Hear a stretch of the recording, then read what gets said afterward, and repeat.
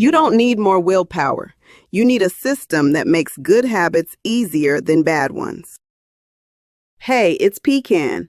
Today we're learning how to actually build habits that last, even if you failed before.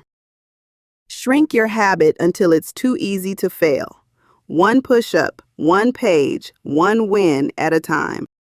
Attach your habit to something you already do. After coffee, write your affirmation. Tracking your progress keeps you consistent, and that consistency builds identity. If you want a gentle way to track your progress, our Stay Consistent Daily Habit Tracker makes it simple and rewarding. Remember, structure plus consistency equals results. Download your free to-do list freebie located in the video description section below. Visit the store for more helpful tools and subscribe to grow consistent together every week.